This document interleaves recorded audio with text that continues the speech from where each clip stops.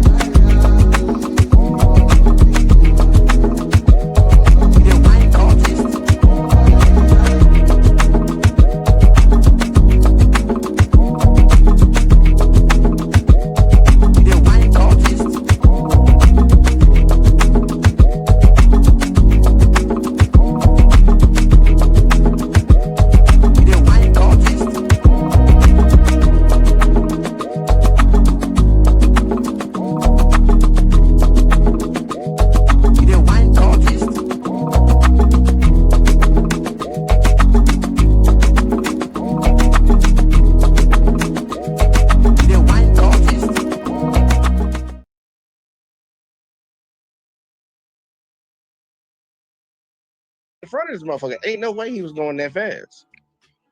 So he questioned it. Was he really going that fast? This entire shit would not have even started if the officer didn't tell a bold-faced ass lie out in public. But people are not going to look at that. He was just questioning, like, you said this man was doing this. You falsely put something on him that he didn't do. Double the speed limit. It's 35, baby.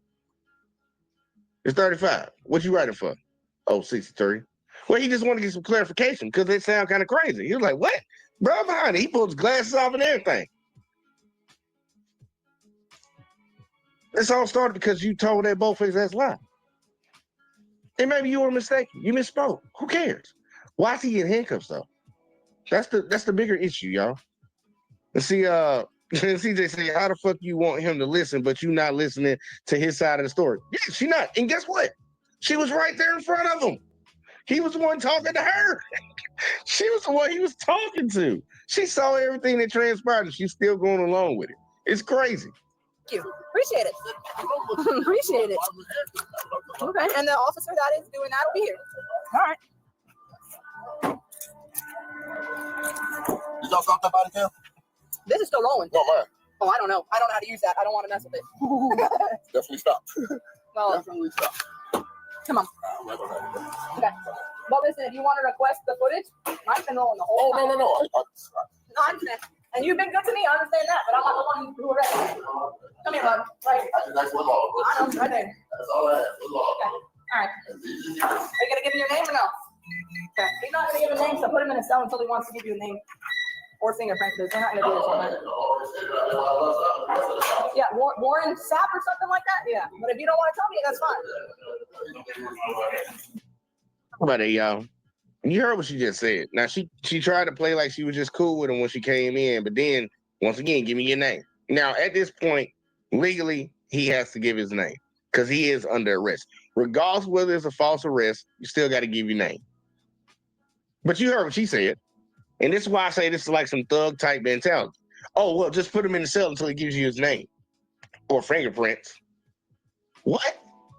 So either you gonna tell me what your name is so I can run you through my database, or I'm gonna take something from you to identify you, and we gonna keep this information to the end of time. Or you can just say, yeah, man, what? How? Like I'm just tripping off that, y'all. I don't know how people cool with that. I don't. This is real thug type shit. This is shit they say about some people. You know, what they be doing in the ghetto, in the hood, in the projects and shit. Look what they doing in everywhere. In uniform. Sanctioned by the government. That a lot of our Americans back the fuck up. And guess what? The jailers in here, they're government officials too. They work for the government too. Guess what? They with it. They with the bullshit. They with the bullshit too. They with the bullshit too. They the ones that couldn't become cops. See, CJ said, what's considered reckless driving in the state he in? Like, how many miles per hour over is reckless? 65. Anything, I think it was anything over 65 is reckless driving. Warren Sapp wasn't driving. That's the funny thing. He wasn't driving. He was just part of an event. He was just a part of an event. But yeah, in Colorado, it was 65. 65 for reckless driving, arrestable offense, but she quoted the guy for 63, but she told him he was going double when the speed limit was 35. So that's the real big issue. But yeah, Warren Sapp wasn't driving. He was just one of the people that were in there. There's some foundation doing something for kids, and he was a part of this event. They raised money for women and kids and shit like that. And he was just a part of the event. When that guy got stopped, they all stopped, and he heard the conversation. No, nothing. This is a body cam from him. This is his property. My body cam rolled the whole time. Look, this is yours. I'm placing it right here. All right. I think it's orange sap or something like that.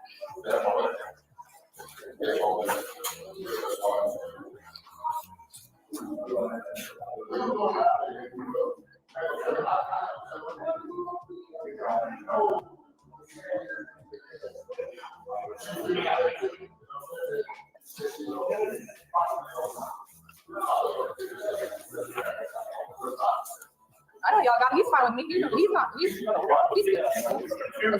It's gonna be 5 days. It's gonna be Satalante.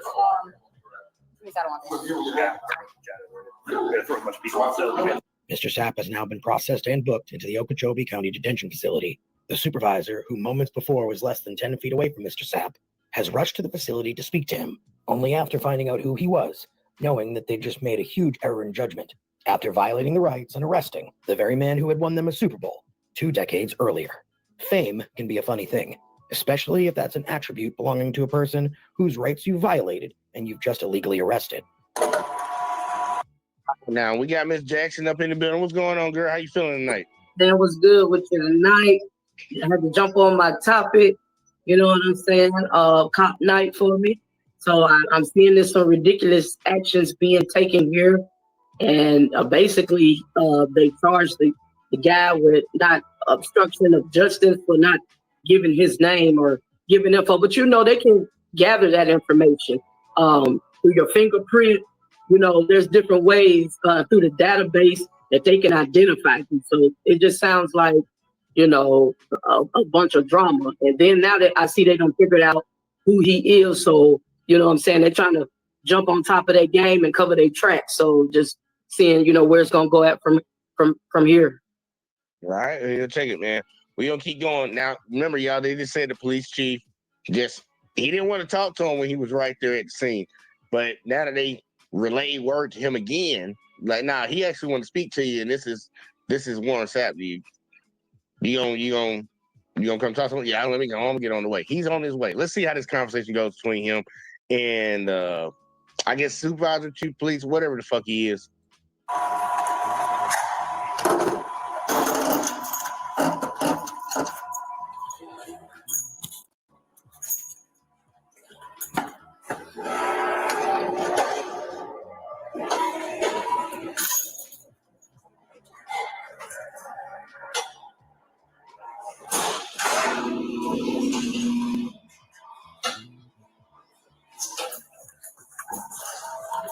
Thank you. You'll bring it out here? Sir.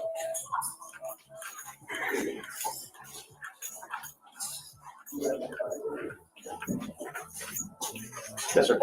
You ready to go on? Yes, sir. This being recorded. I'll make sure.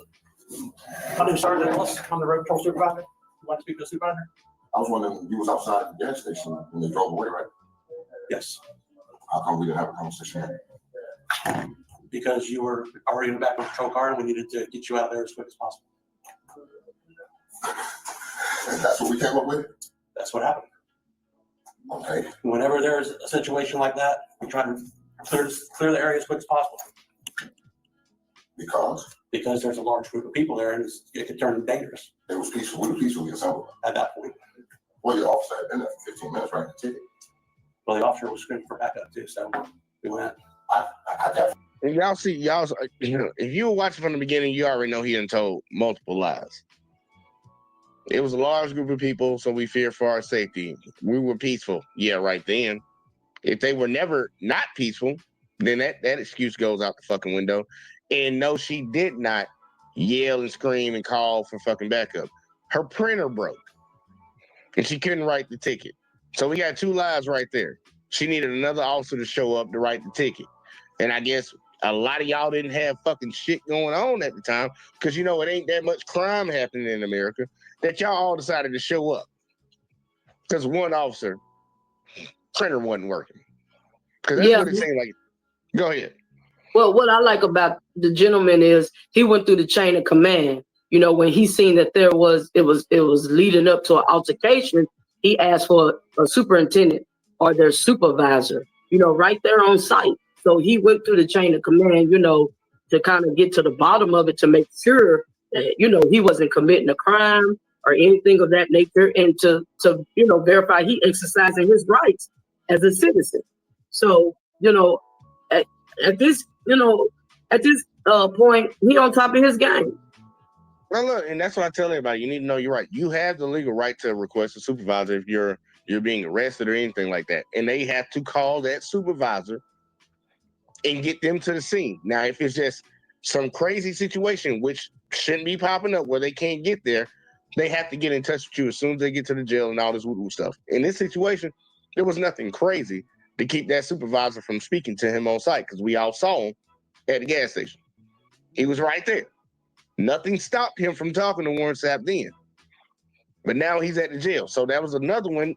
Look, it's another violation that he's going to be able to hit him with because that's against the law. This shit has been written into.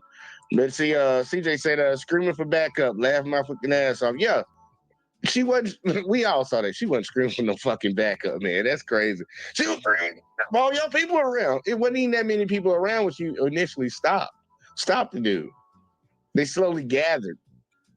But Right. anyway, it didn't sound like, if I'm not mistaken, that once they got the guy down there to the, the book him in, that when they ran, who he was, sound like he's previously sued them before or filed some complaints against them before. Where you hear that at? What happened? When he first went down in the booking, and there was an officer in the background, saying who he was and violated his rights.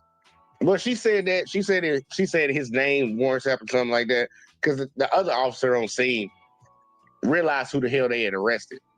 And I don't think he's had an issue or nothing with them in that city or nothing like that. Like they haven't even ran his ID or none of that shit right now. That's why she was still trying to ask him for his name. And when he said, I ain't gonna give it, he was like, okay, but he don't give his name, put him in the cell till he give his name or we can fingerprint him.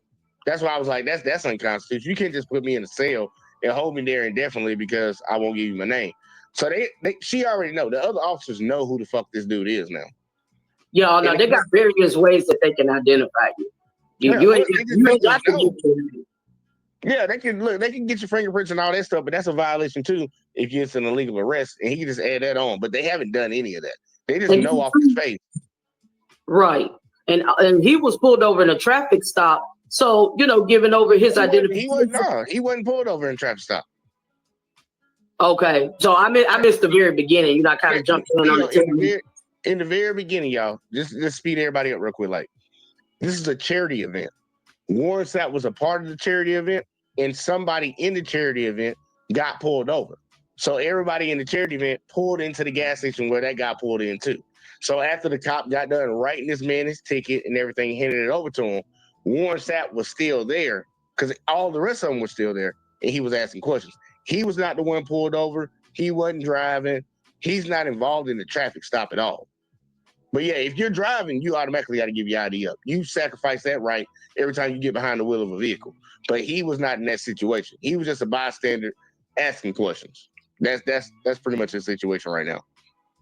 Oh, okay. And then they just took it out on him. Yeah. It's like who this? I'm saying in layman's terms because this is America, right? Who this nigga asking us questions? Who this nigga questioning us? And the male cop felt some type of way. But let's keep going. Because this conversation with the police chief or the supervisor, he already came in lying twice. But check his position, how he's going to conduct this situation. Because he's already lying. So you already think he's on the side of the cops. Watch him double and triple down. Like when you get done with this conversation, you will know he with the bullshit too. And that's probably where they learned it from. So now, with my situation, you have to speak to the supervisor. So I'm here. What would you like to know? What was I? What am I here for? You're being arrested for obstruction. That's a physical act, right? No, it's an impeding investigation.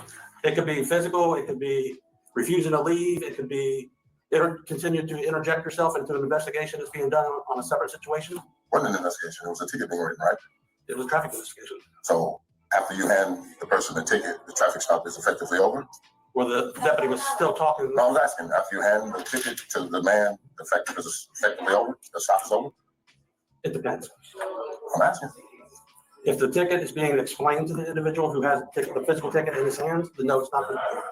So the explaining would be coming over the top of the hill at 45 and across for 35, whatever else.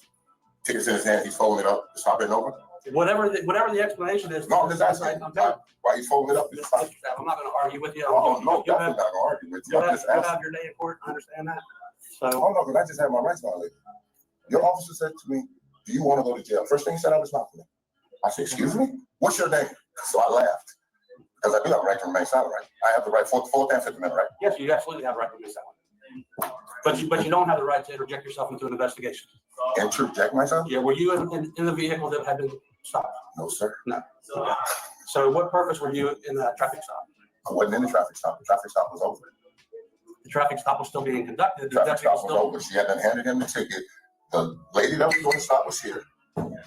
Eagle Man was here. There was another officer here. I was here. I said to the other officer that didn't arrest me, I said, how fast was he going? He said, I don't know. It's not my stop. I said, you know what? It's right. So I walked over and looked at the ticket because the lady said that he was going double the speed limit. I was like, that's pretty fast. I don't think he was going that fast just then. And he wasn't going double. So I just asked, I was like, we just want you to be factual, man. We have the speed right there. There's no reason to say the man was going double when he wasn't. And that's when I got his, you shut up.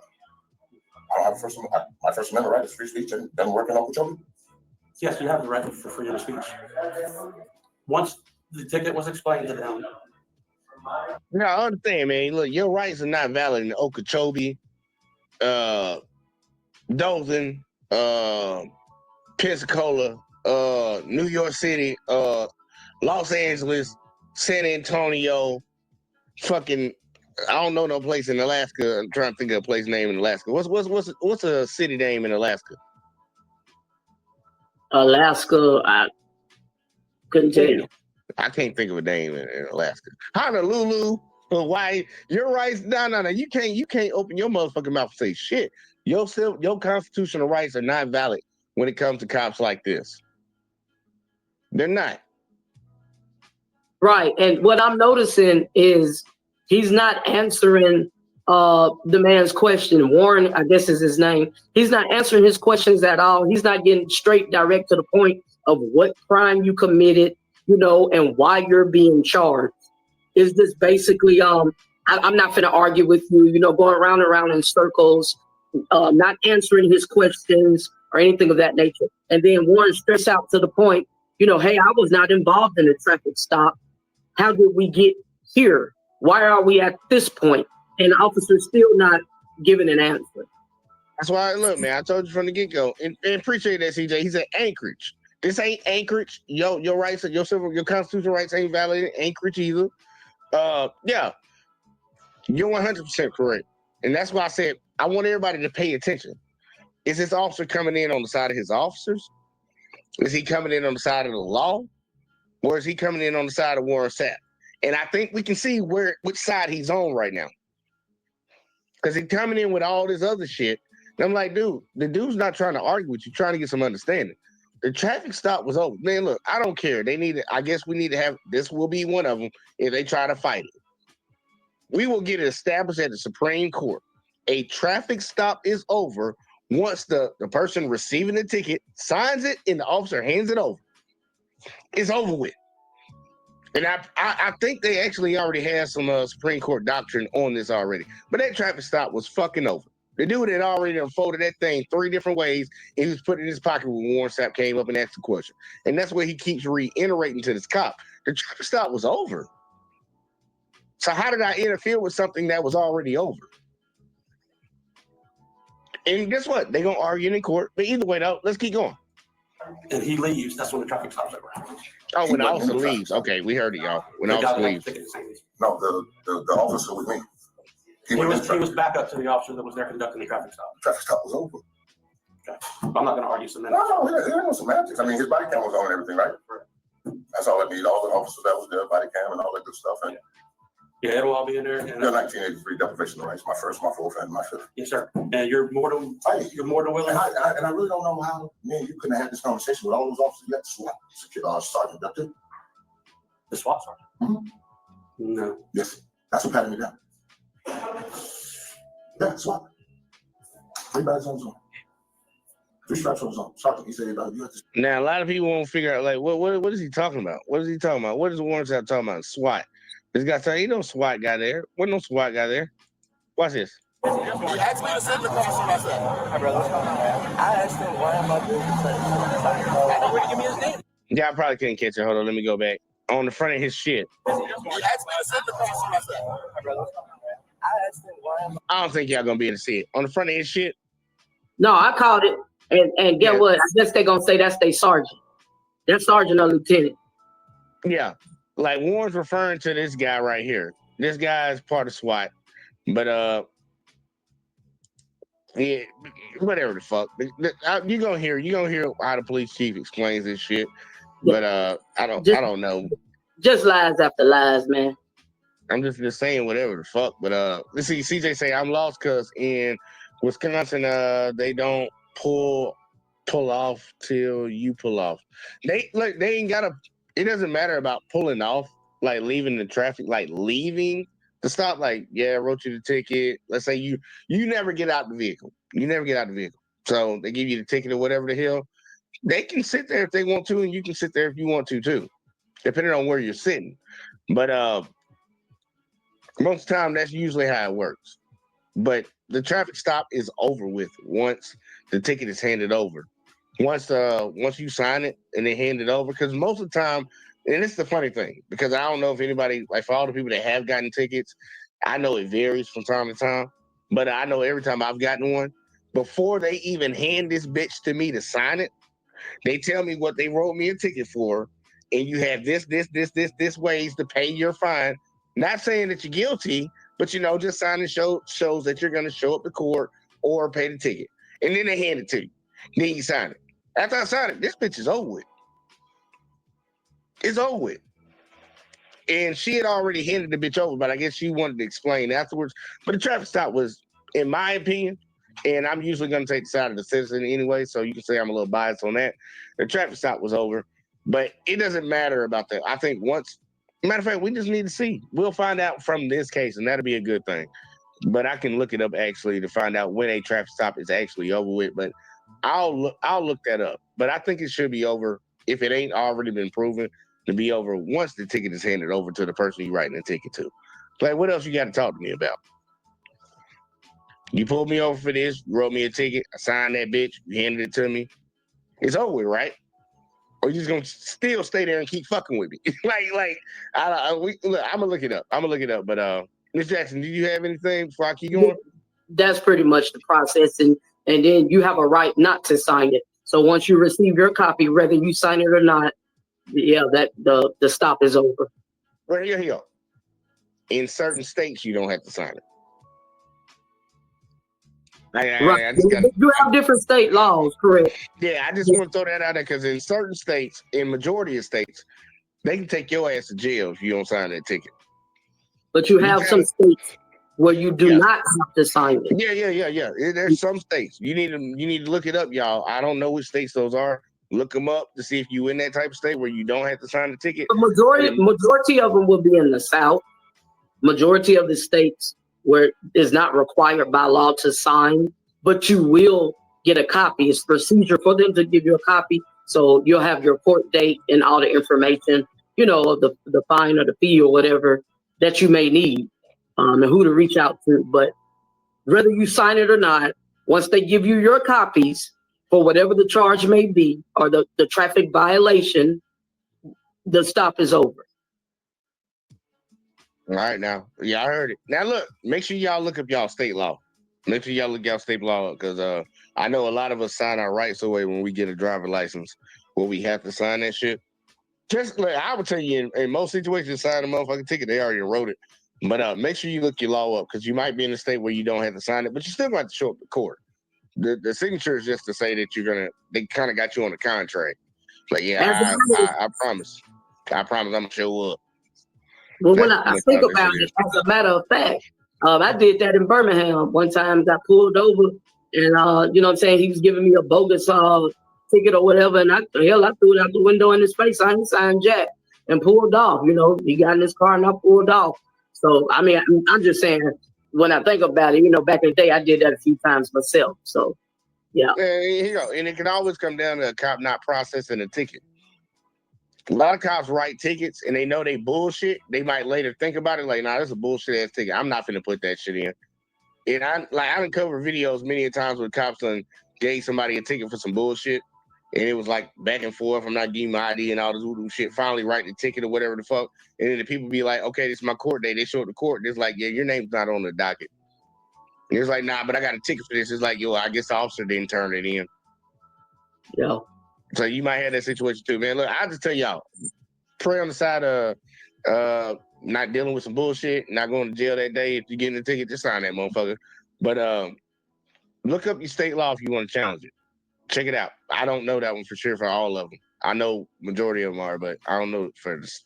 Yeah, whatever, fuck. Warren Sapp, here we go. My first, my full family, my favorite. Yes, sir. And you're more than willing. And I really don't know how, man, you couldn't have had this conversation with all those officers that SWAT sergeant, that too.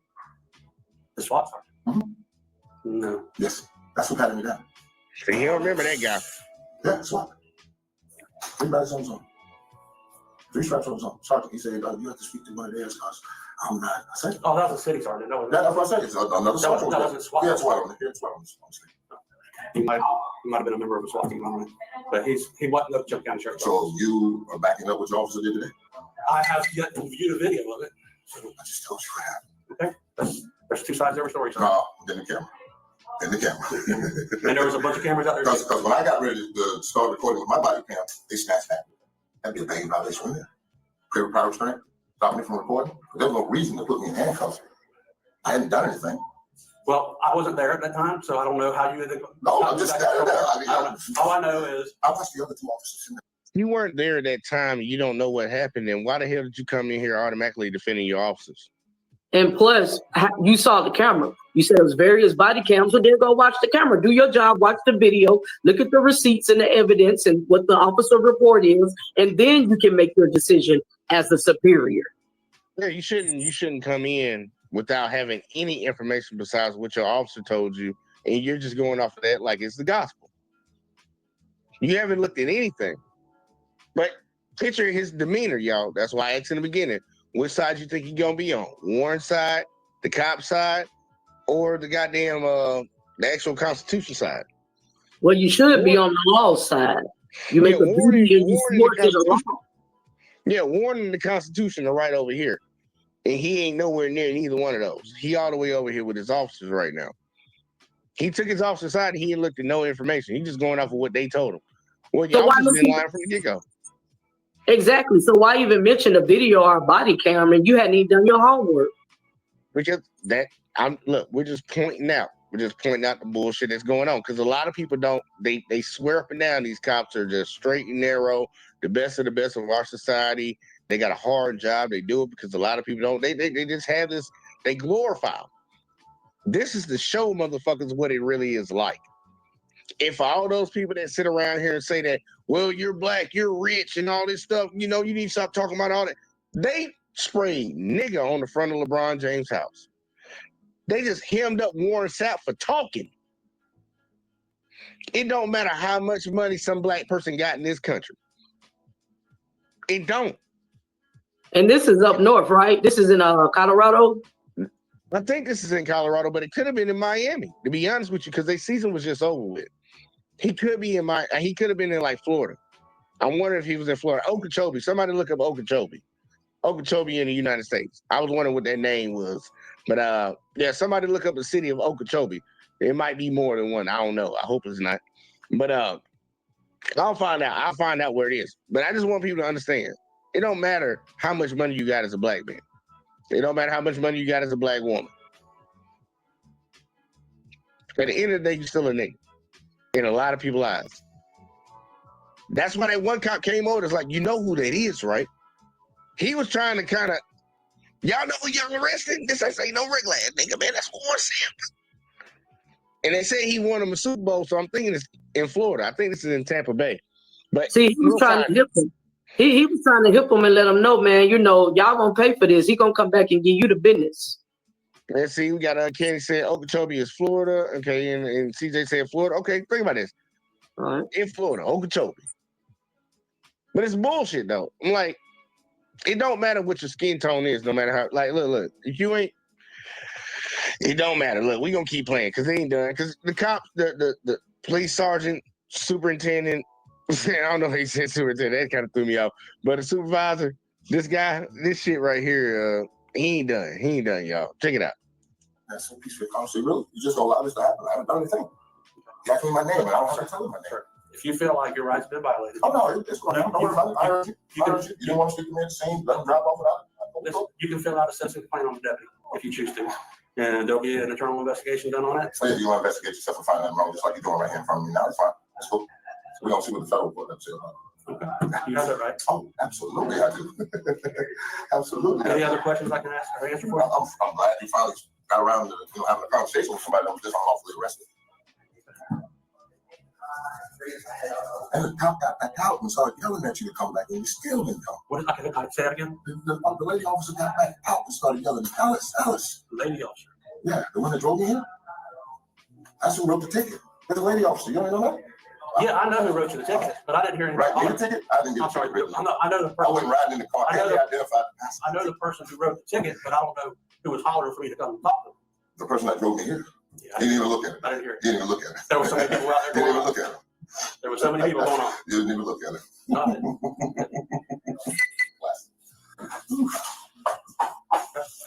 Anything else you need to know? Oh, no, I'm good. You got your business card? Sure.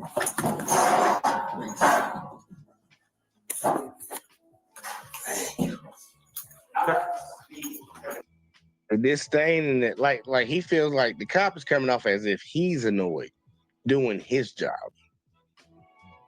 Y'all keep that in mind. He's annoyed doing his job.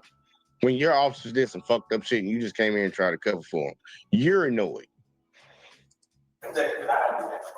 It shouldn't be much. Makes you think that if he was the one on scene, he would have took him to jail too. He would have took him to jail too. Question me. By the way. She needs religion for this split. I see Uncle Joey needs a refresher course in the Constitution. I'll bring it to you. I promise you. All right. You can put him back. What's that? My supervisor? Yeah, Lieutenant Lowe. Is he around? Yeah, he's working. Could you give him a call? Give him a call for me, please? Would you like to speak to him? Yes, I would. Okay. I'll let him know.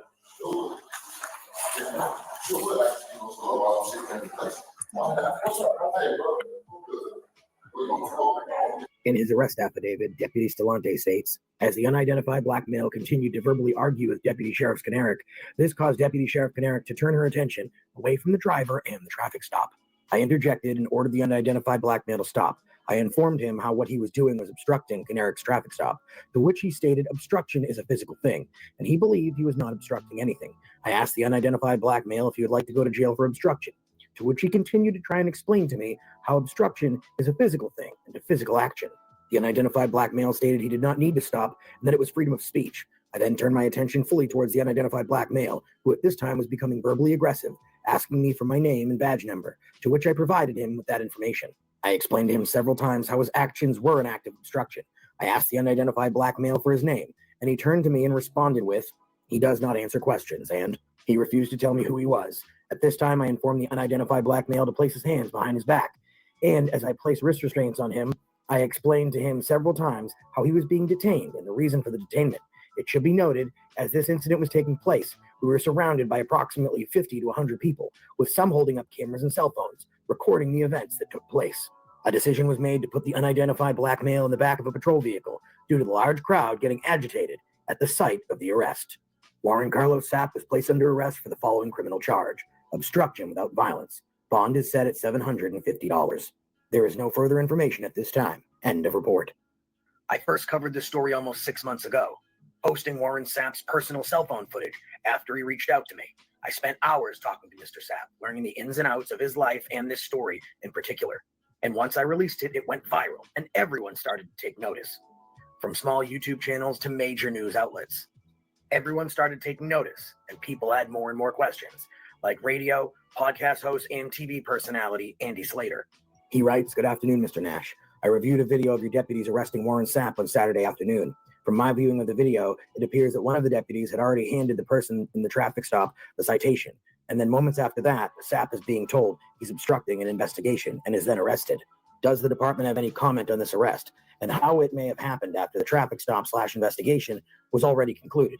Any comments would help to include in my reporting. Thank you, Andy Slater." And the Okeechobee County Sheriff's Department being viral for the violation of Mr. Sapp's rights wasn't the end of this issue. In fact, it was only the beginning, as Mr. Sapp has sued the Okeechobee County Sheriff's Department for a whopping $20 million, $5.75 million for estimated future medical expenses, $5 million for loss of wages, and $9 million for aggregate damages. From playing at the highest level of collegiate football to breaking records and reframing history in the National Football League, Warren Sapp has lived a life dedicated to the service of his friends, his family, his community, and in this video's instance, charitable organizations. He's dedicated his life to the enrichment of others. In fact, right now, he's a coach for Colorado's University Boulder, where he coaches alongside Deion Sanders, and he continues to impart his wisdom of football, racial equity, and the inalienable rights of Americans, to the youth that he both coaches and mentors. For all intents and purposes, he has been a pillar of our community. And at a charity rally, raising money for people that need it most, he was profiled for the color of his skin. His First, Fourth, Fifth, and 14th Amendment rights were violated, as police officers, deputies, and supervisors colluded to cover up their crimes. It should be noted that after Mr. Sapp left the Okeechobee County Detention Facility, all charges were dropped. More on this story to come. And we thank Mr. Sapp and folks like him that are willing to use their resources and their social standing and position to fight injustice wherever they may see it. But that begs the question, if this could happen to a first-round draft pick, Lombardi winner, All-Pro, and Super Bowl champion with the financial resources to fight it, imagine what could happen to a Joe Schmo like me, or like you, or for someone whose skin color might be different than mine. Those people's story we might not be watching, because we may not have even known it had ever happened. And for those of you out there that I'm talking about right now, Mr. Sapp has dedicated his time and his resources, as have I, to finding every victim and to exposing the Okeechobee County Sheriff's Department in Florida for the crimes they've committed against the community they've swore to protect. And in the... Now, I'm going to stop right there. I'm going to stop right there because I know that might piss some folks off right now because, it's Trump's America now, boy. All that woo-woo stuff. They don't want to hear that somebody that look like them might have did some fucked up shit. It just burns their soul. But we'll sit on TV all goddamn day and talk about black on black crime. What was done to that man was wrong down there. And the biggest teller is that you dropped all charges. Think about that. You went through this whole process, arrested this man for opening his mouth, doubled down on it, had the police chief or whoever the hell come in there and double down on it. And then after you let him out, after he bonded out, you dropped all charges. Why even waste our taxpayer resources that way? Somebody hit me with it. Ms. Jackson, look, give me your thoughts on it. I said he was gonna get him the business, and man, he definitely not just talk the talk, but walk the walk. $20 million lawsuit that's gonna cost that city and the department over a total nonsense that had no rational reason or logical explanation to why they make that decision, why they make that action, nor did they even really identify or explain what the charge of obstruction is that they are accusing him of. They're in their state, Florida. So I just say, man, it's a high price they had to pay. That cost them big time, and they had to find out the hard way. Their partner tried to forewarn them, give them heads up about who this guy was, and he was an educated man and very familiar with the law and his rights. And I guess when the police first got involved on the initial or the original traffic stop, he was just concerned and asking questions and, speaking to them, just talking, trying to figure out to find out what was going on or what, was being done, because I seen it was pretty crowded. It was an event going on and people was there and it was a big crowd. And so, he probably just wanted to make sure that everybody, wasn't doing anything out the way to draw no heat or no negative energy or anything like that to cause the police to feel the need to get involved. So he's just having a conversation and they turn around and flip the script on him, and treat him like a criminal or like he violated some type of law and just bogusly arrested him. So in the end, it cost him big time. And look, the sad part, look, the lawsuit has not gone through yet, but the lawsuit is going. It's going. But it's just crazy. I want people to truly understand, like, it doesn't matter. Like, for all those people that might sit around on, like, Fox News or News One, Newsmax, whatever the fuck them shit people be watching nowadays, they try to tell you just because somebody achieved the highest office as the president that some of the past evils in this country are not done, they're over with or some shit like that. Y'all losing y'all mind. Like, I hear it all the time. Well, we elected a black president. We don't have any racial issues. Bullshit. This country will always have that. No matter, like, that's like somebody saying they got a black friend. That don't mean you don't dislike other black people. Slave masters used to lay up with the women all the time. The slave master wife used to lay up with the men all the time. Let's just keep it real. That don't mean you don't have some type of stereotype of hatred towards a group of people just because somebody achieved a certain position. And it don't matter in this country, y'all. I want people to understand that. And don't let nobody ever say that shit in your face. I don't care what color you is. If you having a conversation, somebody say, well, that motherfucker rich and all this shit. That don't mean nothing. That don't mean a goddamn thing. Because at the end of the day, you look a certain type of way. And that's how this country works. And a lot of places in the world operate that same way too. But I hope Warren Sapp gets every damn dollar out of that municipality. Every dollar he asks for. And I don't care about all the people that sit around talking about, well, he doesn't really need 20 minutes. I don't give a fuck. I would rather them motherfuckers go out of goddamn business. And y'all get the federal government to come in and y'all get a new one. Or y'all get the city payers to come in and get a whole new police department. Everybody got to go. Because if that shit's coming from the top and the leadership feels that type of way about the situation, then what do you think the people beneath that motherfucker feel like? Like, if my boss don't care about coming to work on time and just shooting the shit, what you think I'm do? I'm going to think it's okay too, right? Oh, we just come in here whenever the hell we want, right? Because he come in here whenever the hell he want. No, your leadership's supposed to set the example. And if the example is that we don't care about people's rights, then that whole department's fucked up. And you've seen how many officers went along with the bullshit. So, yeah, once again, get everything you can get, Warren. Get everything you can get. Uncanny said, you're my friend. You're my black friend, Jay. No, I'm not. That's terrible. But look, y'all, we went from somebody that's a millionaire, a college legend, an NFL legend, Super Bowl winning legend. Let's see what they do when it comes to just an average guy. Average guy, y'all. I wanted to show y'all one. Here, I'm gonna let Miss Jackson pick. You want to see what they do to an average guy? Or you want to see them break a lady's arm?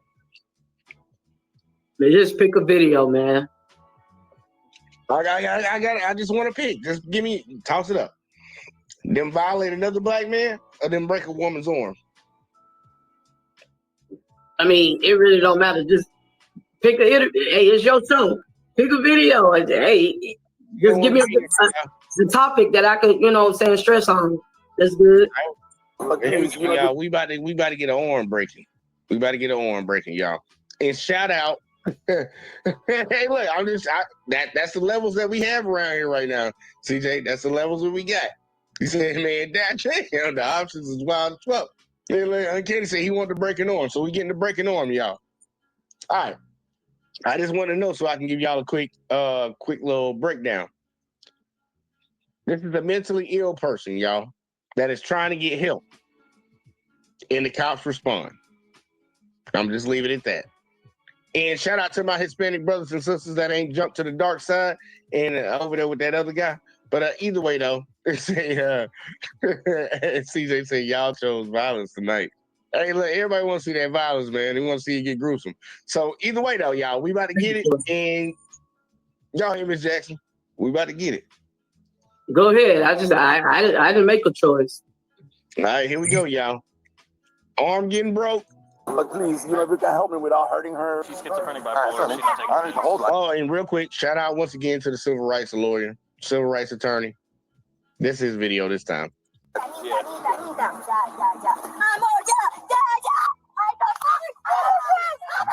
This woman's family brought her to the hospital because she was schizophrenic and bipolar and was having a complete psychotic breakdown. These police officers offered to help. This is Deputy Murillo with the Broward County Sheriff's Office. She has bipolar. Back up, let me go.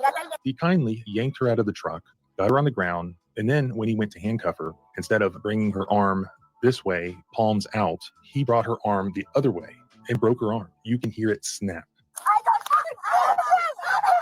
Then he handcuffed her. He wrote in his police report, after a brief struggle, I was able to get control of her left arm and place it behind her back, which allowed me to properly and safely detain her. I heard a popping sound, but was unaware of what it was. I'm gonna lie to y'all, man. This is gonna be a hard one for me to watch. I do not like people getting their bones broke. Welcome back to the channel. This footage is absolutely brutal. Go ahead, Ms. Jackson. Say what you got to say so I can get myself right. But damn, I'm trying to figure out what the hell they run up in the truck for. Somebody, I guess if somebody called them or what, if they admitted her to the mental institution. Like, You about to find out. You okay. about to find out. And then CJ said, Candy, you my Hispanic friend. It's terrible. It was submitted by Jennifer Ford, the lawyer from Fort Lauderdale, Florida, who represents this woman. Obviously, I can't show this uncensored, but I will link the raw footage. I'll also link the full police report, as well as the lawsuit that she has filed. This involves Nathalia Granada. She's from Colombia. On October 30th of 2023, she was driven to this hospital by her cousin and her sponsor for immigration purposes, Alex Granada. He was trying to get her help for her severe mental issues. So around 10 a.m. that morning, October 30th, they arrive at this hospital. Due to her mental state, she thought that she would be harmed if she exited the vehicle. Her cousin Alex walks inside the hospital. He asks the paramedic in triage for help in getting her inside the hospital for treatment. The paramedic declined to help her. Instead, he called 911. The 911 call begins with the paramedic stating, "She's crazy, won't get out of the car." The paramedic told the 911 operator that she was, quote, out of control, but he didn't actually examine her himself. A few minutes later, the first police officer arrives, Deputy Redbeam. Alex asked, Hey, look, we got to talk about that right now. So the guy tried to go in there and was like, hey, man, can y'all help me get her out the car? He says he ain't going to do it, but then he calls the cops.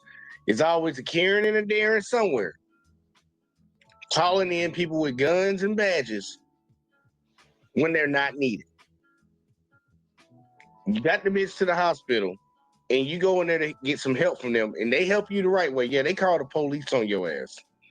That's what's happening right now. Instead of going out there and doing his damn job, he called the cops. Exactly, because, that's like you said, that's their job. She's at the hospital. She just basically, had to be carried in there. It sounded like some physical force to get her in there so they could admit her and get her help or treated. And so the brother or the family member went to the correct people, to the paramedics or to the staff there at the hospital or whatnot, and addressed the correct people, and they called the police. So it just that was taken way out of hand. Tell people, do not pick up the phone and call 911 unless it's something serious that you need to call for. But we got the C Money CJ up in the building. What it do, sir? Yeah, what's happening with it, dog? How you doing, Miss Jackson? Hey, what's good? I'm gonna have to get that. I'm sorry, Miss Jackson. I'm gonna have to get that real quick, like from Outkast. But here you go, man. Give me your thoughts so far. If you want to give me your thoughts on the last one, that'd be great. Give me your thoughts on this so far right now. My thoughts on the last one is pretty much in the comment section, but I pretty much agree with everything y'all said. That was some bullshit with Warren Sapp, and I hope he get his fucking money out of that shit. But as far as this one, I ain't gonna lie, this one pisses me off rip, because I do have some family members that are like mentally disabled, and I do know how it is taking them to the fucking hospital to where you do need help from other medical assistants besides just family helping them, walk, talk, and actually articulate what the fuck is wrong with them. So for this person to sit up here and call 911 and say it's an emergency, bitch ass nigga, do your fucking job, dog. If you can't handle people that's in that state, don't fucking take the job, dog, or go ask somebody else for help. What the fuck is you doing calling the police for? I think, and I'm actually trying to answer that as best I can from what my observation on this earth been. A lot of folks and I'm guessing, and somebody can get mad at me for guessing the race of this person, but I'm guessing it was somebody that don't think when they call the cops something bad gonna happen. And that's me trying to give them something. Because they said it was a gentleman. That's me trying to give them something.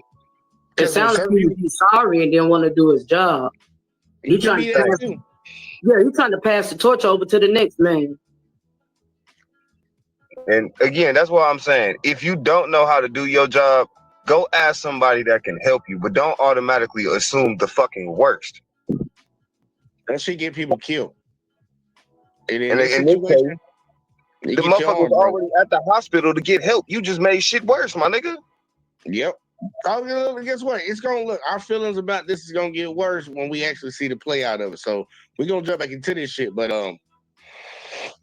for all y'all that don't like hearing sounds, I'm just telling y'all, just brace yourself. Brace yourself. Asked Deputy Redbeam if he had anyone who speaks Spanish, and he was asking for help. Hi, how you doing, sir? Hey, how you doing? Do you have somebody speak Spanish? Yeah, I do. listen, I'm going through a very tough situation. If you can help me. Okay, yeah. Please. Is this your wife? She's my cousin. My blood cousin. She just came from Colombia. From I'm just supporting so her mom knows. Hey, amiga. Can you get her to come out here for me? Mami, dice que vengas un momentico aquí. Dice que ya Mami, aquí. Aquí. Que salga un momentico, por favor. Deputy Murillo arrived at the scene, and he was aggressive and hostile right from the very beginning. Alex attempted to explain to him that Nathalia was having a breakdown and tried to inform him about her mental illnesses. He didn't want to hear about her mental health, and instead instructed Alex several times to just step away from the vehicle, which he did. She has a breakdown. She has You back up and let me talk. Okay, back up. You back up. Yep, back up. Back up. Sir, go that way. See where that visitor sign is? Please go over there. Please stand over there. If you want our help, that's fine. Over there. That's simple. I speak Spanish. That means you translate. Again, she's very obviously in a psychotic state. She's not demonstrating that she's a threat to herself or anyone else. Her lawyer describes her behavior as whimsical and childlike and not the least bit aggressive or threatening.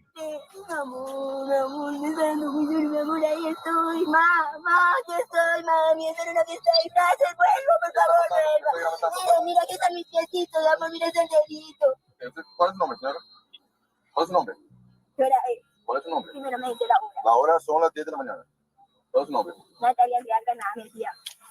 ¿Pero qué le está pasando hoy? If you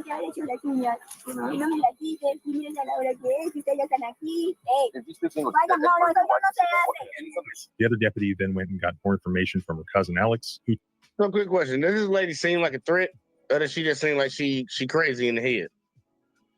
Right, having a mental breakdown. I ain't even gonna lie. I'm with the mental breakdown part, and because I can't speak Spanish, all I can say is Shorty sounds scared more than anything. Oh, you weren't reading the subtitles? I mean, I was, but them bitches was going by kind of fast on my side. My internet kind of, you know what I'm saying, bullshit. I feel you. And look, when I'm saying crazy in the head, I'm just encompassing all mental illness because I can't directly diagnose what she has. I don't know if she has schizophrenia. Is she bipolar? Does she have any? I can't diagnose it, so I'm just calling crazy in the head. It's called crazy in the head. That's a nigga term for you. Nigga term. Crazy in the head. But we all can see that she has some mental issue going on right now. We all can see that. And she does not seem like a threat. So She definitely isn't committing no crime. She's definitely not committing no crime. That's pretty clear. So with that being said, let's see how this plays out, man. told her that she was diagnosed bipolar and schizophrenia and stated that he had all of her paperwork. Alex pleaded with Deputy Redfeam to help Nathalia without hurting her.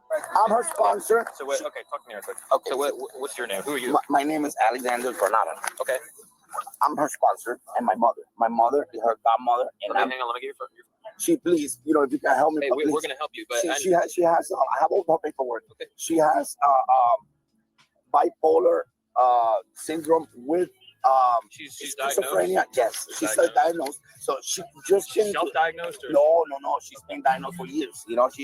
She doesn't have. Damn, I'm cold, man. I got both of them. Her medication for already a few months. She came into the country. Miss Jackson, I got some practice at this. So I know you know very well. You know very well. Yeah. On March, but she was held in ice for almost 3 months. So this affected a lot her condition. And then she, came out and she's been good all these 6 months. She's been all right. This is the first time I see her like this. What's your date of birth? But please, I know she's like a little bit, distressed. But please, if you can help me without hurting her or anything like that. What we're doing is just trying to get information. I've been trying to bring her to the hospital since last night. You drove her here? I came over here because my mom. Did you drive her or did she drive? No. I brought her here. Yeah. All I know, she needs the medication, but I have all her paperwork. Okay. She has, bipolar syndrome with the schizophrenia, this and that, whatever. And she's been take medication. Deputy Murillo then asked Redfeam if this was going to be a Baker Act, which means an involuntary commitment under Florida law, to which Redfeam responded, yeah, she's schizophrenic bipolar. Murillo then instructed Deputy Redfeam to stay on the driver's side of the vehicle, and he was going to the passenger side of the vehicle. And Deputy Redfeam attempted to inform Murillo that he had learned about Nathalia's mental health from Alex, stating she's schizophrenic and bipolar and not taking her medications. She take medication in Colombia regularly. Yeah, she's schizophrenic bipolar. Stay here, I'm on the other side. Yeah. But Deputy Now I want y'all to understand something. I want to, matter of fact, not even understand. I want to ask both of y'all a question. What's the point of writing her name down and writing his name down when no crime has been committed? Well, it's supposed to the information that he can place on file to give over to the hospital. That's the correct or the proper procedure. They already remember. You heard that the brother, cousin, or whatever, blood cousin, already has all their paperwork. Right. So just showing his interaction of why he was called and what his actions is, or taking precautions of what he does in the situation as law enforcement. It should be documented. So just doing this paperwork as well to verify a backup to give on file. All right. Well, CJ, what you think? I mean, I feel like Miss Jackson, right? Because I mean, the police, they there. So I mean, while they there, they still do got to do their job in some way. So I mean, you definitely still do got to take the people who you talking to name and information down.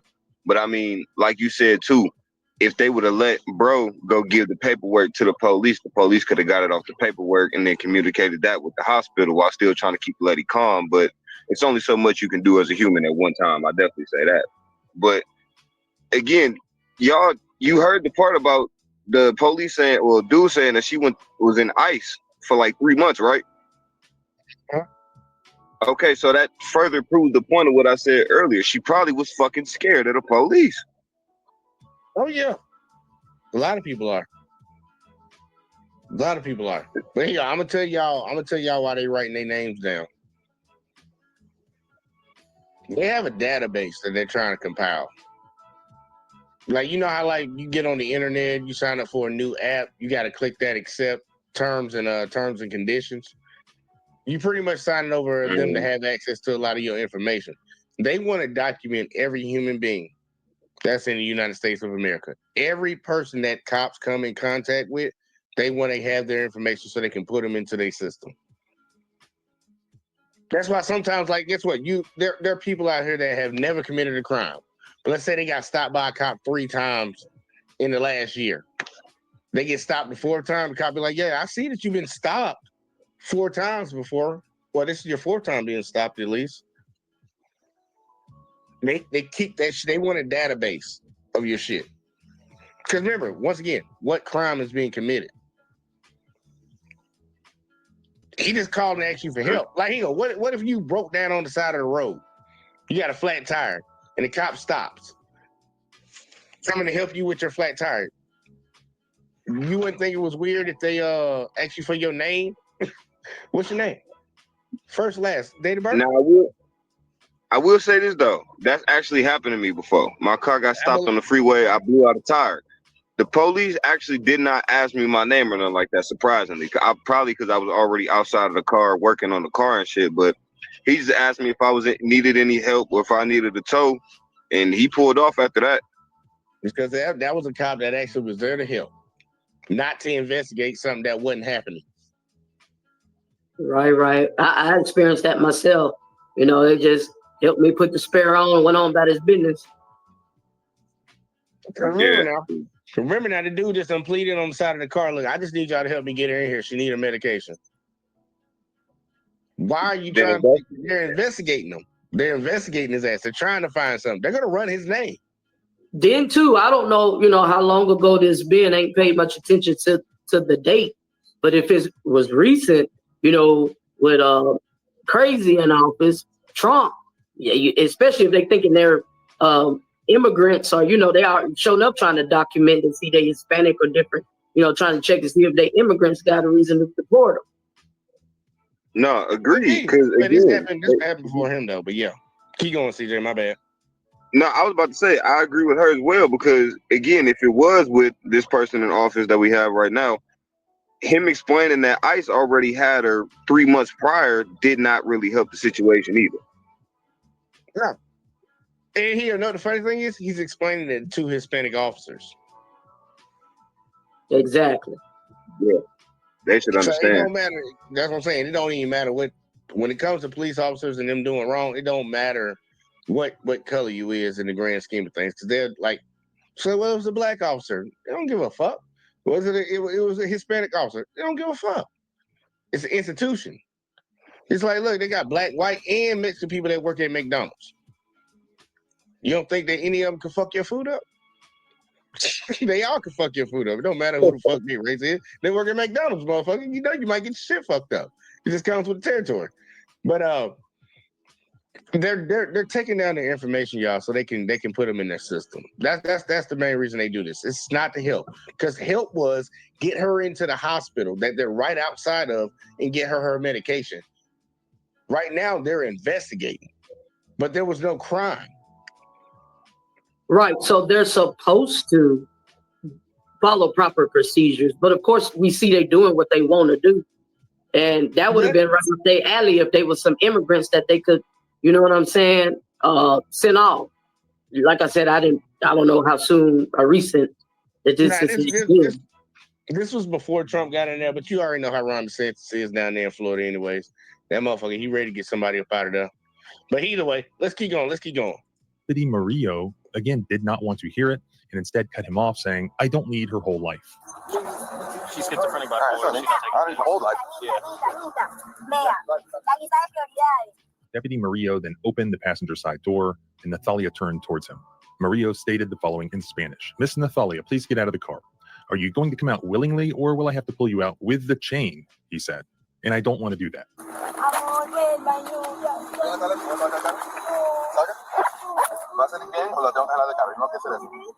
Nathalia pleaded with him no, and she refused to exit the truck. According to her lawyer, she didn't do or say anything in Spanish that could be interpreted as a threat to herself or a threat to anyone else. Nevertheless, Deputy Murillo then took hold of Nathalia's right arm, and he placed a handcuff on her right wrist, stating in Spanish, I'm not going to hurt you. Are you going to refuse to leave? Nathalia did not pull her right arm away, allowed Deputy Murillo to handcuff her.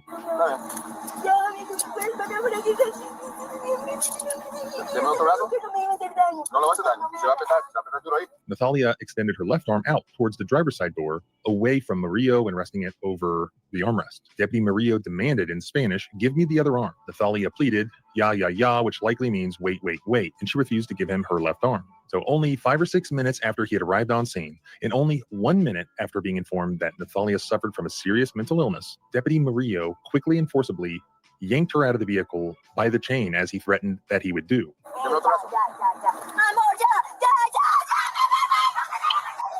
Nathalia, who did not understand that he had planned to do this, pleaded with him. Amor, ya, still using terms of endearment when addressing Murillo. She's attempting to de-escalate the situation while Murillo is acting in a hostile and aggressive manner.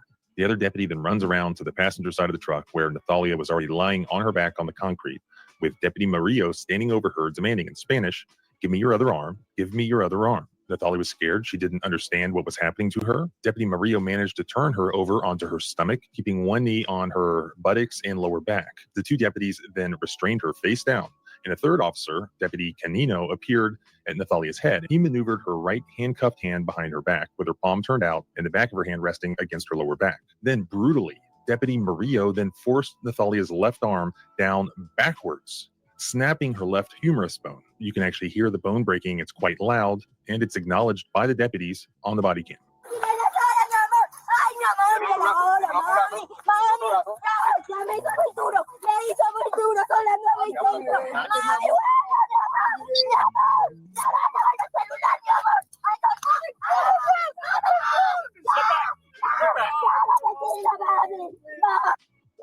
Damn.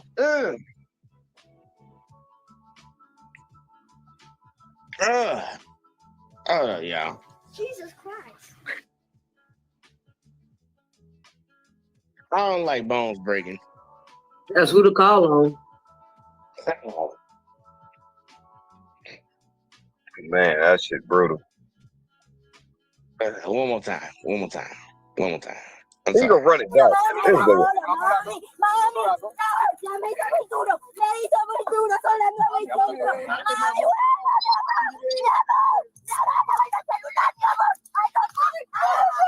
Oh, fuck.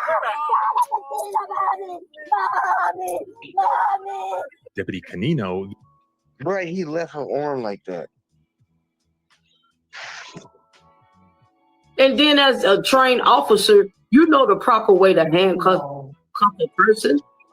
You know the proper way to physically grab their arm or a body part or body member, especially when they're laying face down forward.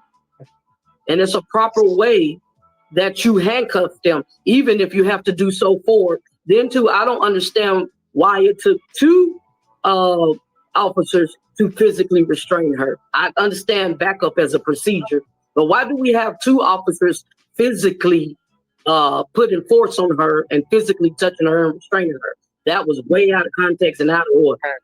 Sometimes it takes 2 people to handle a woman. Y'all crazy strong sometimes. But who is y'all? I would say this. The part women, that I don't fuck. you're a woman.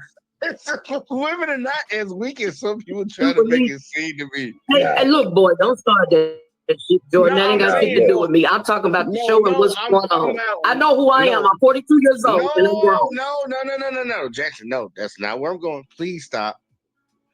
I'm saying women in general. There are strong women out here, and it's gonna be police protocol regardless. If you got multiple officers on scene, no matter if it's a man or a woman or a child, multiple ones are gonna get in on it. I'm just saying. That's all I'm saying. There was no need. There was, again, I'm going to say my statement. There was no need for 2 people to use physical force. There was no violence being committed. This individual was not violent. They already had the records of her mental illness and mental issues, and there was no need for physical force from 2 officers, period. I don't see.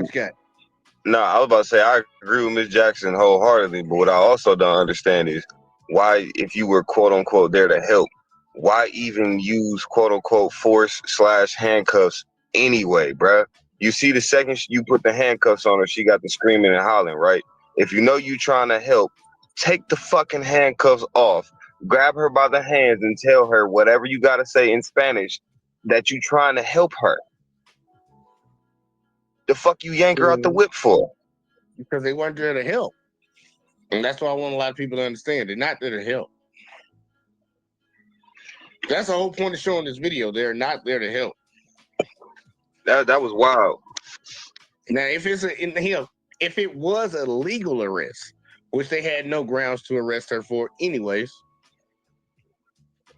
still, it would have took 2. They're gonna put as many people as they can on anybody. They just do it. They just do it. I'm not saying it's right, but that's what they do. And we can argue that shit in court till the cows come home, because I'm down for that type of fight. But I agree with both of y'all. There's no reason. There was no reason to put handcuffs on her, yank her out of that car. There was none. They could have killed that woman. Any crime. Oh, look, we ain't done. I'm sorry. Yeah, we ain't done. You want to keep going? We here now. Then held Nathalia's broken left arm down backwards at a visibly unnatural angle, while Deputy Murillo placed the handcuff on her broken left arm. Wait, hold on. Wait. Jay, I ain't gonna lie. As somebody who's broken their fucking arm before, dog, the first thing that they fucking told me when I broke my arm was hold it in place as best as I fucking could. Yeah, hold it in a natural position. This nigga literally at this point is breaking it more. Yeah, I tell you, that's why I said I'm cringing, because he left it there. He handcuffed her arm that way. No, he didn't leave it there. Put emphasis on it, Jay. That nigga left it there and then held it down. He handcuffed it. He secured it in that position. I know, but Jay, he's using his other, whichever arm that is right or left. He's holding that same arm down. Yeah, I see. And it's making my stomach hurt.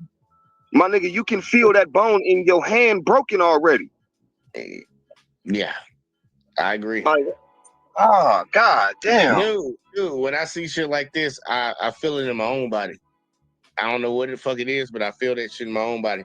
When I see people hurt themselves, I feel that shit, because I don't know what's up in my head, but I internalize that shit. And I'm just picturing what the fuck she's feeling right now. And it's like, if this don't feel good to me, I know it don't feel good to her. It do not feel good to her, and I don't mean to laugh, but damn. Golly. Well, they the ones committing the crime. I mean, they have physically assaulted this woman. They physically assaulted this woman who did no physical or violent She didn't force she didn't do towards anything. them or anybody out there on the scene. She didn't break no crime. Look, here you go. And I'm gonna ask this question at the end, but I'm gonna ask it right now too. If Warren Sapp, we just watched the Warren Sapp situation. If he can sue for 20 mil, what you think she can ask for? Shit. Exactly. Hold that thought, because they ain't done, y'all. Hold that thought. Hey, it's okay. Murillo then pulled Her on arm is Nathalia's still broken fucking left broke, arm y'all. to turn her over and sat her upright. Nathalia continued speaking nonsensically to Deputy Murillo, stating, "You told me it was only 9:05 in the morning here, my love. I was going to wait for you." Rolling her on her broke arm side. Bruh, her arm Despite don't being even look right. confused in a psychotic Oh, state and in excruciating physical pain, Nathalia still spoke with kindness towards Deputy Murillo, this man who had just yanked her out by the chain of her own vehicle and broke her arm by forcing it down backwards behind her back. Yeah,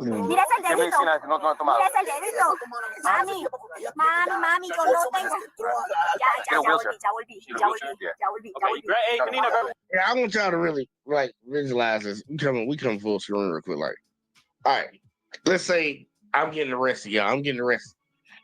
They got my arm. Place my arm straight, y'all, behind my back. They took her fucking arm and bent this bitch this way, y'all. They bent it this way, not this way. They bent it this way. We seen it and heard it 5 times. The whole 5 times you played it. Man, they bent that bitch this way, y'all. I'm like, Jesus Christ, bro. Like, is she that calm? Well, I guess it's already done happened now, but you know. Wheelchair. I'm telling you, I'm sorry. you could've killed that one. She just needs some medication. Yeah, I have all the paperwork. And that's where the body cam ends. Her lawyer told me that after this, she was immediately wheeled into the hospital. She was indeed Baker acted, so she was committed and then placed in a sort of a lockdown psychiatric facility. She had to undergo surgery. An orthopedic surgeon had to essentially pin her arm back together, and it never completely healed. She still is left with these pins in her arm, decreased mobility just as a result of this incident. I mean, on top of all of the mental issues that she already has been dealing with and that her family has to deal with. So a lawsuit was filed against the deputies involved and also their employer. And the main issue here is clearly excessive force. Even though they said that they would help, let's just assume that they're allowed to take her into custody forcefully if necessary under the Baker Act. And what's the reasoning for that? That would be because she poses a danger to herself or other people, primarily herself. She needs to get inside the hospital. She needs to be given her medications forcefully if necessary. Here, there are 2 main problems. One, Deputy Murillo rushed into this thing without getting the necessary information. He just kind of shoved everybody aside, and he's going to take care of everything himself because he speaks Spanish. She has a breakdown. She has bipolar. You back up and let me go. Okay, back up. You can do that. It's fine. Yep, back up. Please back up. Sir, go that way. See where that visitor sign is? Please go over there. Please stand over there. If you want our help, that's fine. Over there. That's simple. I speak Spanish. That means you translate. He didn't gather the facts, even as they're trying to tell him the facts. He's not wanting to hear it. She's schizophrenic. Whole life.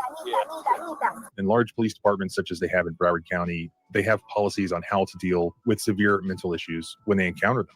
They have resources that rural agencies don't have when it comes to dealing with people with severe mental health issues. There was no emergency here where he had to act before anyone else who knew better could assist. Instead, he resorted to just raw violence, yanking her out of the vehicle. And do I even have to explain that it was unnecessary and constitutionally excessive to bend her arm the wrong way to handcuff her? How barbaric was that? Completely unnecessary, cruel. Is just one of the most bizarre things I've ever seen. And then, as I told you at the very beginning, he wrote in his report, it was just basically a routine handcuffing. He heard a sound, but he mentions nothing about breaking her arm in half. After a brief struggle, I was able to get control of her left arm and place it behind her back, which allowed me to properly and safely detain her. I heard a popping sound, but was unaware of what it was. I mean, this guy seems like a real psychopath. But you say, I don't really care. Y'all give me your thoughts real quick, like, for they finish. God damn. Properly and safely detain her. Wow. And the question I would always ask, if I'm on any jury, if I ever became a judge. You had to properly detain her and secure for what? Answer that first. Right, number And one. this whole case will be solved right then and there for what? Oh, well, I felt like I don't give a fuck what you felt, nigga. She one of That your in my own people. that and G, what the fuck is your definition of safe, bro? He calls it more harm. For the same shit that you could have did in a kind manner, you did it in an abusing manner. Cause nigga, you could. The same result ended up fucking happening. You ended up wheeling her in the fucking hospital, and she got the psychiatric help that she needed on top of a fucking orthopedic surgery, which was unnecessary. What the fuck? Hey man, he was playing Grand Theft Auto at the time, y'all. And for some reason you need to break one person's arm after you steal a car and do all this other stuff. He had to get that off the list. The proper procedure was once they got there, they supposed to call the paramedics to physically restrain her. If they have to put her in a straight jacket or strap her to the bed or whatever to get her on in the hospital. They supposed to went back to who originally reached out to them, which was the paramedics, and called the ambulance to detain her. It wasn't a criminal act to begin with for them to even get involved in. They know that. Okay, I got a question then. So when you call 911, is the first people that respond the police, or it just depends on case by case? It's supposed to be the police 95% of the time. Yeah, the police. Okay, then I'm 100% agreeing with you, Miss Jackson. Once the police got that call, why didn't the police just say, fuck it, I'm sending an ambulance and I'll come after the ambulance show up, or I'll come same time? Right. That ain't how it works. Well, no, right. When you call them, when you contact them, you let them know what's going on and who do you need. Dispatcher will ask, do you need an ambulance, a fire department, or the police officers? And you let them know who you need and what the situation is. They'll send out, they always send out maybe a backup officer, They always gonna send an officer. And they'll send out a fire, fire department maybe sometimes. But overall, they'll send you who you need. That's my question then. So why the fuck didn't the dispatcher obviously contact the police, which they had to, but I'm not gonna put that on the dispatcher. But why didn't the police just turn around and just call? What the fuck? Make the extra call. Remember what they said about the caller that called, the guy inside of the hospital. He said this lady was out here acting crazy. Yeah, he told that's why they sent the cops. Right. He had them telling lies. He was saying she was being violent and irate and all that. So that's why they felt the need to send the police. But yeah, they depending on what you call for, depending on what situation you in, they will look, the cops are coming regardless. You call 911, they send the cops. I don't care if they tell you your house is on fire. They gonna send the cops. They sending the cops. The cops are gonna come. But it's really more about having like fire and rescue or paramedics and shit. Because if the paramedics come, the cops are definitely coming. And if it's a fire, the cops got to come in section after section. They all gonna come at one, but it really depends on the situation. Because if it's just a situation for cops, they're not gonna call the fire department. Okay, so then my next question would be, then since we got to take the onus off the police and off the dispatcher and everything like that, then why didn't the hospital, if that person didn't speak Spanish, call somebody that spoke Spanish? Oh, look, the onus we're not taking the onus off of none of them. No, I'm not taking the onus off of another. Like, I'm just talking about in terms of just like how the police even got there type shit. Oh yeah, look, whoever that employee is, I would hope in this lawsuit they sue that motherfucker too for filing a false police report, whatever that illegal use of 911 services and shit, and then sue that motherfucker personally in the hospital. Look, in this lawsuit, that lady's $100 million, in my opinion. Because I'm going to get something off the hospital. I'm going to try to get something off of whoever that dude is personally that called on me. I'm going to get something off the police department, the officer who broke my arm personally, and the whole fucking city. I'm going to try to hit everybody up. Oh, they going to You bent my arm backwards like a paper clip? Because of Mm. what? Oh, I'm coming for everybody. Bro, I'll be on demon time if it wasn't no demon time. And they said that the dude that the hospital tried to pin her arm back together. And they couldn't really get it all the way back, so she still got pins in her arm. That means she got metal running through her arm. That's She what gonna I have to got live with going that for for my the rest of her arm right life. Bro, I'm not But nah, I look. If somebody called, depending on what the call situation is, and we're basing it off of what he relayed to us that the guy said to dispatch, they were gonna send the police. They weren't gonna send EMS. They weren't gonna send the fire department for that. They were gonna send the police because they said it's a crazy woman. And that means we need to bring in the guns. And you said your house is on fire, the cops still come too, but they're gonna send in the people that got the water. That's normally how that shit works. But let's keep going. We almost through this bitch. I ain't gonna lie, my stomach's still hurting. She shouldn't have been here anyways. She was from Colombia. She was already mentally ill. Why is she even in this country to begin with? Hold on, let me see where he started off with that. But you say, I don't really care. She shouldn't have been here anyways. She was from Colombia. She was already mentally ill. Why is she even in this country to begin with? I don't really care what happens to her. It's been long established that it doesn't matter whether you're legally in this country or you're illegally in this country or somewhere in between, and who knows what's going on at the current moment. One thing we do know is that police officers still have the same restrictions on them as far as trampling people's constitutional rights. Do we really want that guy just himself deciding who gets their humerus broken for no good reason? No, of course not. Constitutional rights are something that you either protect and enforce or you don't. And I would argue just the opposite, that I don't really care how this woman got here. What is really most important to me is that she is absolutely helpless. Like, she needs help. I don't know what kind of help specifically she needs, but I do know that it wasn't yanking her out of the vehicle and snapping her arm in half. My job as a civil rights lawyer is to help the most helpless among us.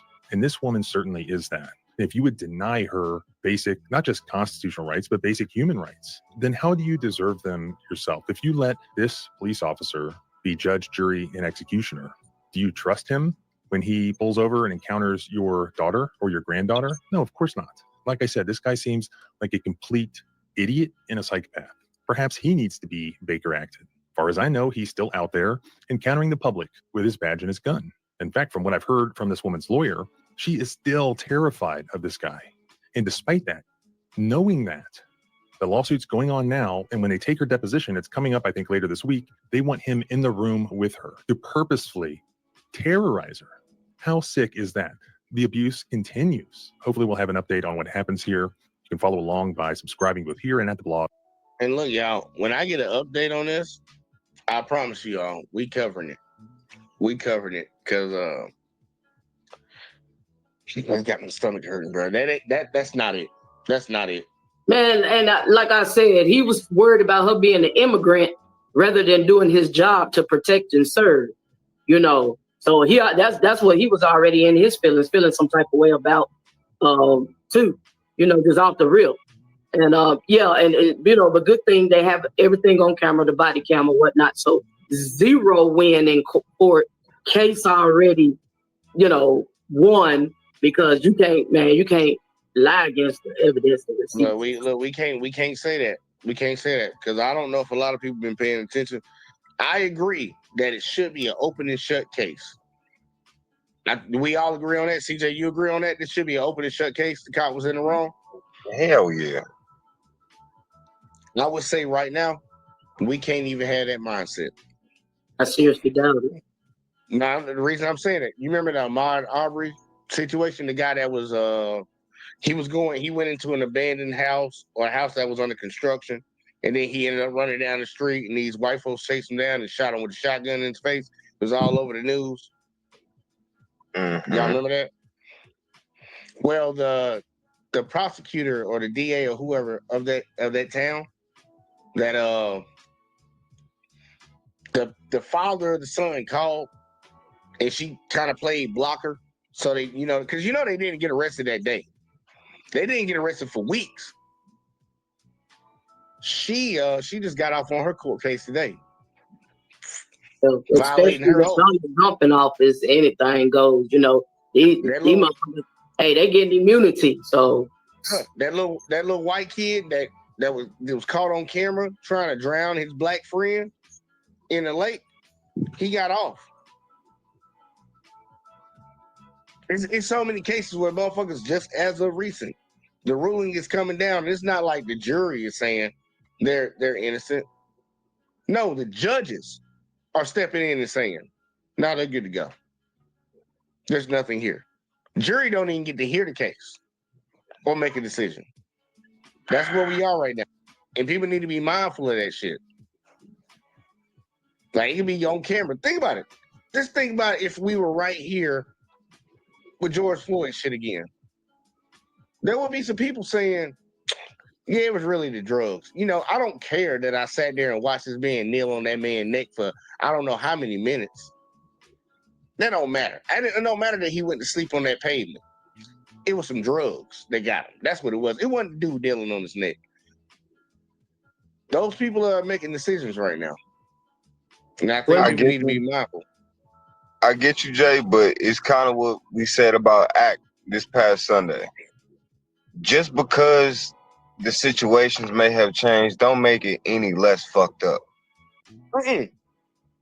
Oh, what I'm saying is not to diminish. What I'm saying is to actually motivate. If we thought we were pushing forward and advocating for certain issues when things were happening, when wrongdoings were happening, if we thought we were doing it to 100% before, we might want to find that 120%. Because right now we got motherfuckers getting off on shit that's blatant. Well, I look at it like we're going to have plenty of more George Floyd situations and incidences when we have the government, you know, there's Project 2025 that they invented behind the federal government. And you know, people, the commander-in-chief, they not holding them to no accountability, and it's immunity coming into effect. So we're going to have a whole lot more than situations and cases coming up. Oh, yeah. Look, we living in some, I'm not trying to talk all doom and gloom to everybody, y'all, but we are living in some very interesting times right now.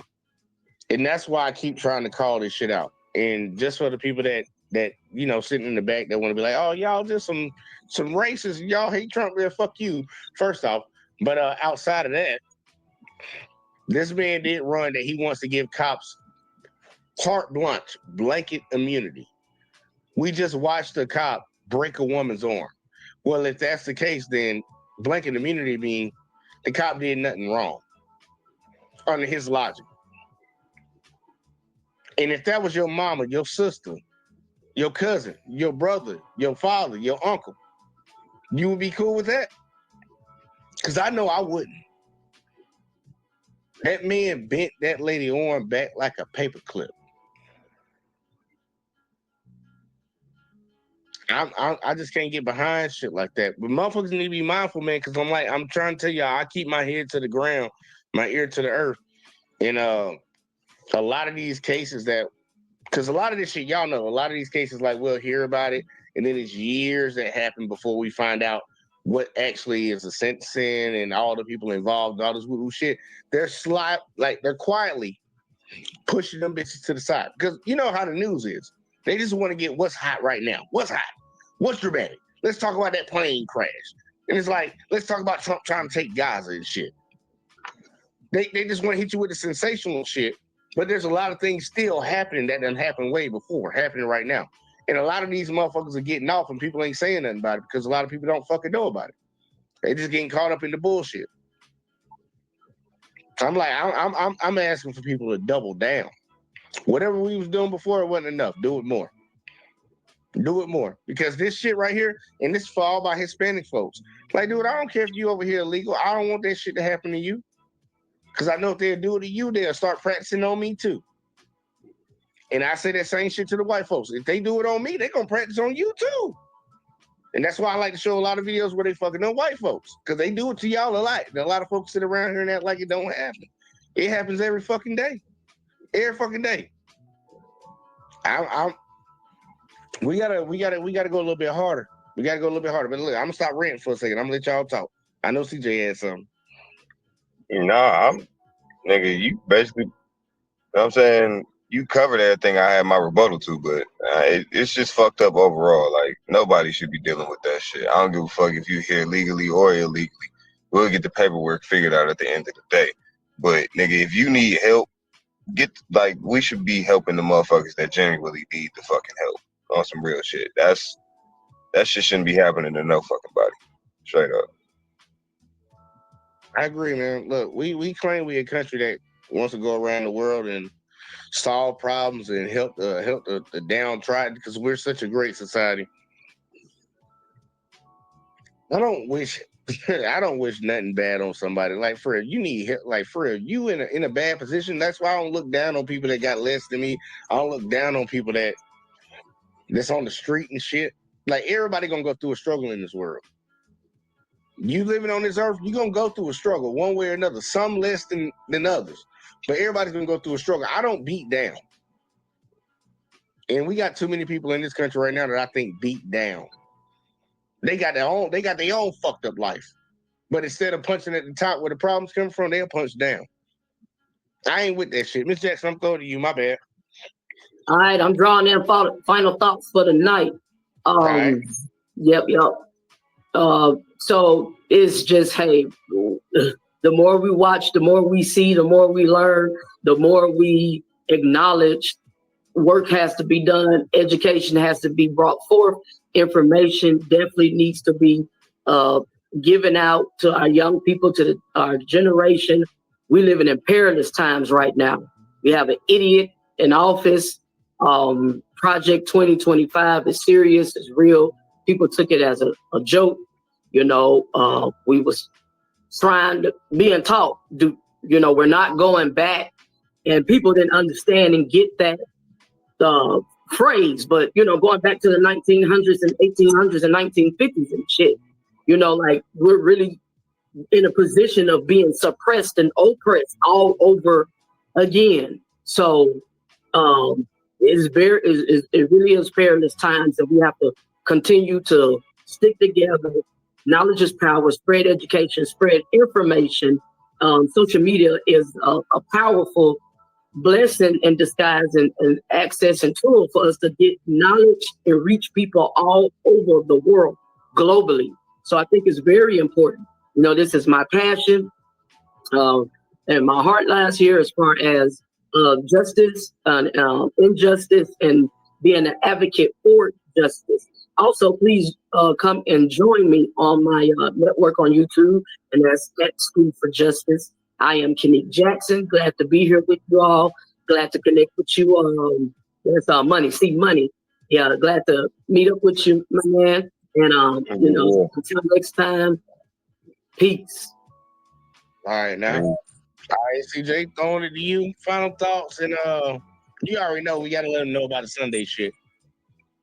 Oh yeah, you already know what it is. But hey, police, y'all gotta stop that hoe ass shit. I ain't gonna lie. And everybody else, if you see somebody that genuinely need help the motherfucker. Like, for real. It might just be me that has a big ass heart, but I'm a kind, giving person, and I feel like everybody should also be the same, especially if you understand the person's situation. And a lot of people that hold positions of power don't really understand what people are really going through no more, because they hold that type of position. But hey, that's still some fucked up ass shit. Remember where the fuck you came from, and remember who the fuck came up around you, damn it. Because them same type of people might be suffering, and them the same motherfuckers you shitting on and not realizing.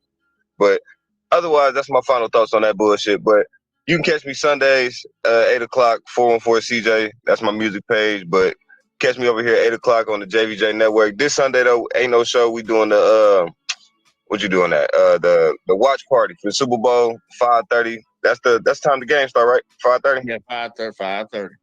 All right, yeah. So online to say 5:30, but we'll probably be on there about 5 o'clock, 5:15, just to get everything prepped, talking our little shit through game. But y'all already know what it is. Appreciate you for hopping on. And hey, Miss Jackson, appreciate you for, the shout out always. Hey, and I like y'all takes. I do be watching every Friday. And every time you be hopping on, I do 100% agree with what you be saying. So definitely fuck with you. JVJ, appreciate you. That's You what's already know it. Man, look, y'all. This situation right here, man, look, the Warren Sapp situation, look, not answering questions and asking questions. Look, I'm just gonna tell y'all off that, man. Learn, like, read the Constitution, man. Learn your rights. Start doing some research into this shit because right now it's gonna be more pertinent than ever to learn your shit, and everybody should know it. Teach your fucking kids, man.